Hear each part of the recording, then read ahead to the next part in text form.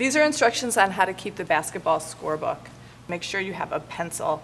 It's pretty important that you use pencil and not ink in case you find that you make any errors along the way. So this is a page that is already done, and as you'll notice that there are marks for scores, both according to the player who made the basket, and there's a running score.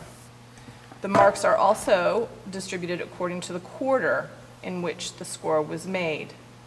We'll also notice that individual fouls are recorded as well as team fouls. So every time you make a mark for a score, it has to be recorded in two places: the individual player who makes the score and the running score.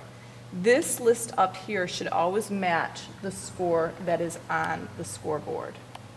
In the case of free throws, you will make blank circles for each free throw a player is entitled to have. If the player makes the free throw, you'll put a slash mark through that blank circle to show that it was made, and you will again mark the running score. If the free throw is missed, you'll leave it as a blank circle. When there's a player foul, once you confirm with the referee who the player was that made the foul, you'll mark that player's personal foul as well as the team foul according to half. So you'll want to know when bonus begins in each game that you score. You'll let the referee know if bonus is being shot on the 6th. When they have 5 team fouls, the referee will need to know that the next one will begin the bonus shooting. Sometimes bonus is shot on the 6th foul and sometimes on the 7th foul, depending on the league and the age level. So confirm that with your referee. End of a quarter, you're going to put the quarter score here. Let's say the score was 3. Over here, let's say they had 2. They made 1 basket. You'll record it there. Some scorekeepers like to put some kind of mark through the quarter to remind them not to continue making marks in that column, but to move along. That's something that you might find helpful or not. So at the end of the half, you'll also might want to cancel out any team fouls that haven't been used to again remind yourself to move to the second half for foul counting.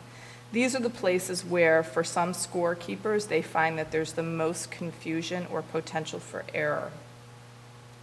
So you're going to keep track of score and fouls, and the other thing that you're going to keep track of is timeouts. Now, it varies from league to league, and again, you should talk to the referee before the game, but if there are 2 full timeouts per half, for myself, I sometimes write that over here, just to remind myself that each coach has 2 full timeouts, and if they have any partial timeouts entitled to them, I'll also make a note. If they take a full timeout, I might write a 1, and if they take a half timeout, if that's a 20-second timeout is allowed in your league, I might use a different notation like an H. Timeouts are things that both the referees and the coaches will forget to keep track of for themselves, so it's pretty important that you be accurate in this.